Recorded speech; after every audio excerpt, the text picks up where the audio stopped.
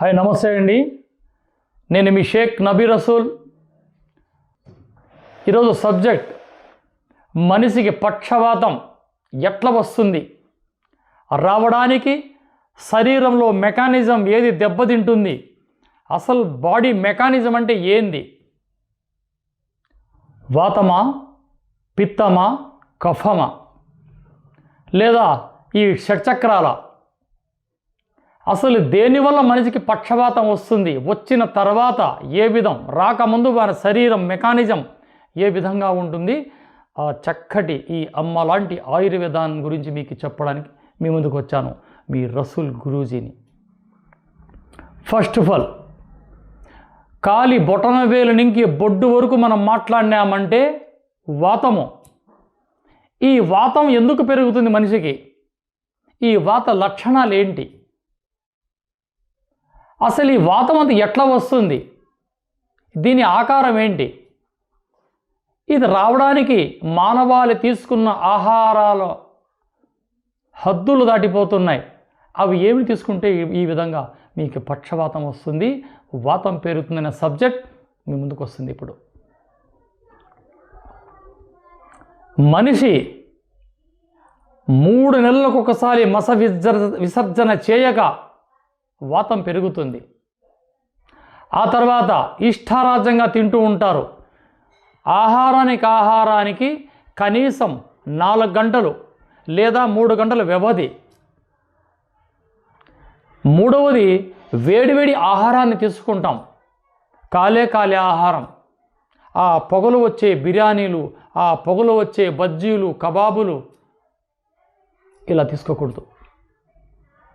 ఇక ఏ విధంగా రక్తం చిక్కబడుతూ వస్తుందో మనిషికి అర్ధరాత్రులు ఈ పిక్కలు పట్టేస్తాయి. ఈ తొడలు, ఈ మోకాళ్ళ కింద బ్యాక్ సైడ్ ఈ పిక్కలు అలాగే పట్టేస్తాయి. అర్ధరాత్రులు లేచి ఏదో అయిందని గాబరా పడుతుంటారు. ఈ పక్షపాతానికి వచ్చే సూచనలు ఇవన్నీ. వాతం పెరిగిన తర్వాత ఈ లక్షణాలు ఒక్కటొక్కటి వివరిస్తాను, శ్రద్ధగా వినండి. ఎప్పుడైతే ఈ పిక్కలు పట్టేస్తాయో ఇక అక్కడి నుంచి మోకాళ్ళ నొప్పులు, దావ నడవలేము, తింటానే పొట్ట ఊదడం, మాట్లాడితే గస్స అక్కడ పట్టుకుంటూ ఉంటుంది ఎప్పుడప్పుడు. ఎప్పుడైతే ఈ వాతం పిత్తంలో చేరిందో కాస్త గుండెకు కాస్త వేగం పెరుగుతుంది, హార్ట్ పల్స్ పెరుగుతుంది, లేదా హార్ట్ పల్స్ తగ్గిపోతుంది. ఇక్కడ ఈ వాతం పిత్తంలో ప్రవేశించింది తినే ఆహారాలు బట్టి.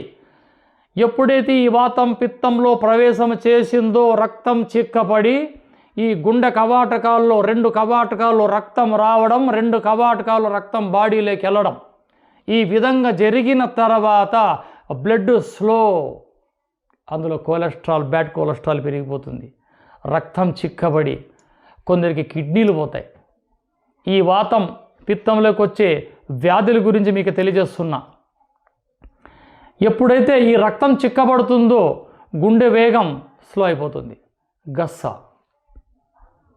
ఎప్పుడైతే గుండె కవాటకాల్లో రక్తం వెళ్ళడం స్లో అవుతుందో ఊపిరితిత్తులు బలంగా గాలి తీసుకుంటాం, మోషన్స్ సరిగ్గా రాదు, తిన్నది అరగదు, పుల్లని తేపులు, గ్యాస్ ట్రబుల్ సమస్యలు. ఈ వాతం పిత్తంలో చేరిన తర్వాత ఇక టెన్షన్లు మొదలై బాడీలో ఐరన్ తగ్గిపోయి, కాల్షియం తగ్గిపోయి కఫంలోకి చేరుతుంది, అంటే శ్లేషం తలకి. ఎప్పుడు ఈ వాతము పిత్తము 2 కలిసి కఫంలోకి చేరుతాయో అప్పుడు మీకు కంటి చూపు తగ్గుతుంది, ముఖ వక్షస్సు కోల్పోతుంది, బాడీలో ఐరన్ కాల్షియం తగ్గిపోతుంది.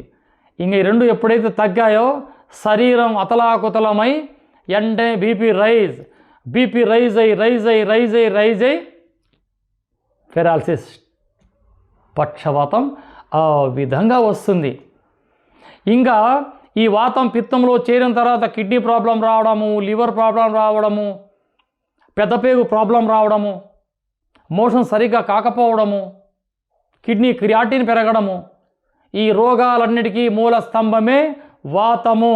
దీన్ని అదుపులో పెట్టుకోవాలంటే తరచూ ఆకుకూరలు తిని మల విసర్జన సరిగ్గా చేసుకుంటే ఈ వాతం మీ దరికి చేరదు.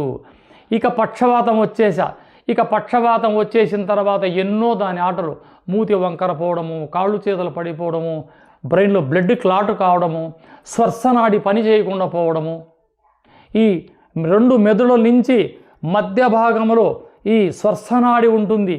ఎక్కడైతే బ్రెయిన్లో క్లాట్ అవుతుందో ఆ ప్రాంతం ఎక్కడెక్కడికి ఆ నరానికి కనెక్షన్ ఉంటుందో ఆ భాగం అంతా పని చెయ్యదు. ఇంకా అర్ధరాత్రిలో ఇంకా కర్ణాటక అంతా, ఇంకా హైదరాబాద్లో కొన్ని ఏరియాలు కార్లు తీసుకొని పక్షవాతం వచ్చి డబ్బులు ఉన్నాయో లేవో వేళ్ళ తగలబెడుతున్నారు. కానీ తీసుకున్నవాడు బాగుంటున్నాడు, పేషెంట్ మంచంలోనే ఉంటున్నాడు. ఎస్, ఇక చింతించే అవసరం లేదు. ప్రకృతి మాత ప్రసాదించే ఎన్నో వందల వేల మూలికలు ఉన్నాయి ఈ ప్రకృతిలో. వాటి తెలిసిన అనుభవం గల వైద్యులు మేము చెప్తున్నాను. ఇంకన్నా మారి చక్కటి అమ్మ లాంటి ఆయుర్వేదాన్ని ముందుకు తీసుకెళ్లారంటే ఈ సమస్య నుంచి మీరు బయటపడతారు. వీటి కోసం మనం ఏం చేయాలా? కొండలెక్కి మనం కష్టపడే పని లేదు. ప్రకృతిలో దాగి ఉన్న ఎన్నో మూలికలలో ఒక్కటైనది ఈ తెల్లవాయిటాకు. ప్రపంచవ్యాప్తంగా ఉంది ఇది. మన భారతదేశంలో కాదు, బయట దేశాల్లో కూడా ఈ అద్భుతమైన మూలిక లభిస్తుంది. ఇదే వీడియో నా సొంత ఛానల్లో చెప్పానండి. అనువంశిక ఆయుర్వేద అనే ఛానల్లో ఒక్కొక్క గంటలో రిజల్ట్ వచ్చింది. పక్షవాతం వచ్చిన వాళ్ళు కూడా వారు కామెంట్లు కానీ చేశారు. వీటిని మనం ఎలా వాడాలా, ఎలా తయారు చేసుకోవాలా, ఇది ఎన్ని రోజులు వాడాలా, ఎప్పుడు వాడాలా, ఎంత వయసు వాళ్ళు ఎంత వాడాలా, ఈ వీడియోలో ఈ యొక్క కషాయాన్ని, ఈ యొక్క చూర్ణాన్ని మర్దన చేసి ఇందులో ఏమి ఇంగ్రీడియంట్స్ కలపాలా నేను చేసి చూపిస్తాను. చూస్తూ ఉండండి. చూసారా, ఇది తెల్ల వాయిటాకు. వీటిలో పసుపు పూలు పూసేది కూడా ఉంది. చూసారా, అభయం ఈ 5 ఆకులు. ఇది స్వచ్ఛమైన తెల్ల వాయిటాకు. ఈ ఆకుని ఏం చేయాలా? ఇలా తీసుకొని ఇలా ఆకులు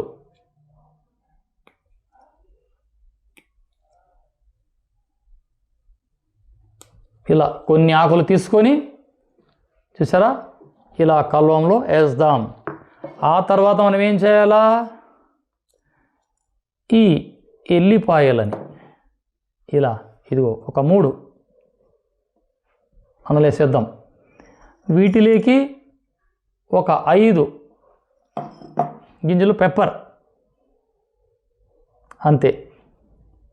ఇలా ఇందులో వేసి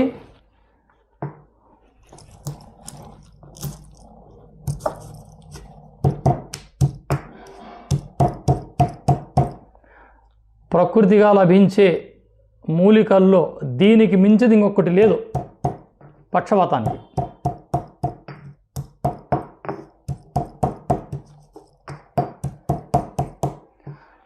ఒకవేళ మీ దగ్గర ఇటువంటి వస్తువు అంటే కల్వం లేకపోతే ఏ బండరాయితోనో హ్యామర్తోనో దీన్ని మీరు మర్దన చేయొచ్చు.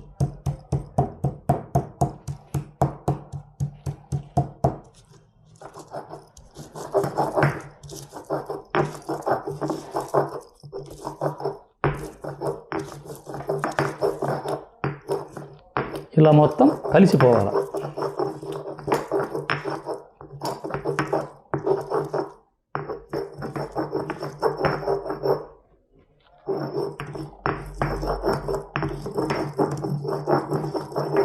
అంతే.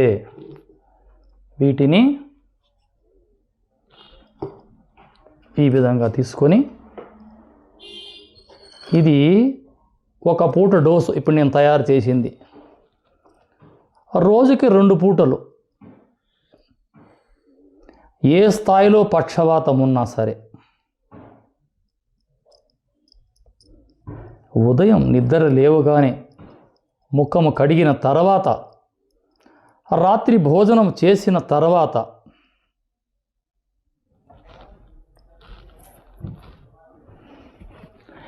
ఇది ప్రాచీన భాషలో గచ్చకాయ పరిమాణం ఈ ప్రాచీనంగా కొలమానాలు, గచ్చ పరిమాణం, కందిపప్పు పరిమాణం, పెసరపప్పు పరిమాణం, ఈ పరిమాణాలు ఉంటాయండి. ఇది ఒక డోస్.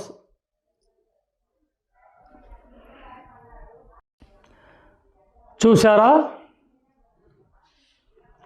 ఇలా తయారు చేసుకున్న తెల్ల వాయిటాకు, 5 మిరియాలు, 3 ఎల్లిపాయ రెబ్బలు, దీన్ని ఏం చేయాలి మనం? అలా గ్లాసులో వేసేయాలి. వేసి గోరువెచ్చని నీళ్ళు ఒక అర్ధ గ్లాస్ వీటిని కలపాల.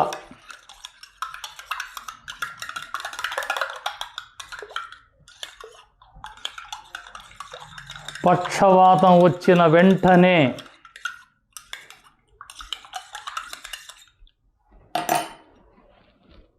ఇలా చేసుకున్న ఈ యొక్క అద్భుతమైన ప్రకృతి మాత ప్రసాదించే పానీయాన్ని పక్షవాతం వచ్చిన వ్యక్తికి ఉదయం ముఖము కడిగిన తర్వాత ఒక్కసారి, ఇది సేవించిన తర్వాత అరగంట కాస్త ఎండలో కూర్చోవాలి. ఇక సాయంత్రం 7 గంటలకే ఇచ్చేయాల. ఆ 7 గంటల లోపలే వాడికి ఆహారం పెట్టి శుభ్రంగా అరిగే ఆహారం పెట్టాలా. 7 గంటల తర్వాత 8 లోపల మరొక్కసారి ఇంకొక డోసు ఇచ్చేయాల. ఇచ్చిన తర్వాత వీటికి ఎల్లిపాయ కారంతోనే ఆహారం పెట్టాలి. ఎల్లిపాయ కారం అంటే ఈ మధ్య అందరికీ తెలుసు, ఒట్టి మిరపకాయలు లేదా మిరపకాయ పొడి, తెల్లవాయలు, తక్కువ ఉప్పు కారం తక్కువ ఉండాలి. ఎందుకంటే హై బీపీలో వీళ్ళకి పక్షపాతం వచ్చింది కాదు, ఉప్పు కారం తక్కువ ఉండాలి. ఈ ఎల్లిపాయ కారం అలా గోరువెచ్చని అన్నంలో కలుపుకొని కాస్త నెయ్యి వేసుకొని తినాలి. ఇది వాళ్ళు తీసుకుని ఆహారం పథ్యం. ఈ ప్రక్రియ 10 రోజులు. ఇలా చేసుకున్న పానీయం చూసారా?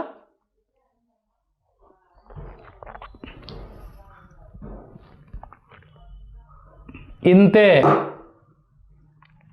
ఈ విధంగా చేసుకొని మీకు అర్థం కాకపోతే స్క్రీన్ పైన నంబర్ ఉంటుంది. ఏ అర్ధరాత్రిలో కానీ వ్యాధి తీవ్రతను బట్టి మీరు ఎప్పుడన్నా ఫోన్ చేయొచ్చు. ఆషామాషిలుగా ఫోన్లు చేయకండి. మీకు అవసరం వచ్చినప్పుడే, వెరీ సీరియస్గా ఉన్నప్పుడు, గురుగారు మా మనిషికి పక్షవాతం వచ్చింది, ఎక్కడున్నారు, మేమేం చేయాలా, ఎక్కడికి రావాలా, నేను నీకు ఫోన్లో సమాధానం చెప్పగలను. ఎవరికి భయపడే అవసరము లేదు. ఈ ప్రకృతి మాత ప్రసాదించే ఈ అద్భుతమైన మూలికని మీరు వెతికి భద్రపరచుకోండి. ఇక రానున్న కాలం అన్నీ ఇవే. దేనికంటే మొబైల్ రేడియేషన్, ఏసీ రేడియేషన్, ఫ్రిడ్జ్లో ఉన్న రేడియేషన్, ఇక బ్రతుకంతా మన వైరస్లోనే ఉంటుంది. కాబట్టి ఈ మూలిక జాగ్రత్త సుమా. ఈ మూలిక ఎక్కడ లభిస్తే తెచ్చి మీరు తులసి చెట్టుతో ప్రకారంగా దీన్ని పెంచండి. స్క్రీన్ పైన నా నంబర్ ఉంటుంది. మీకు ఏదైనా అవసరం అనిపిస్తే ఫోన్ చేసి మీరు తెలుసుకోవచ్చు.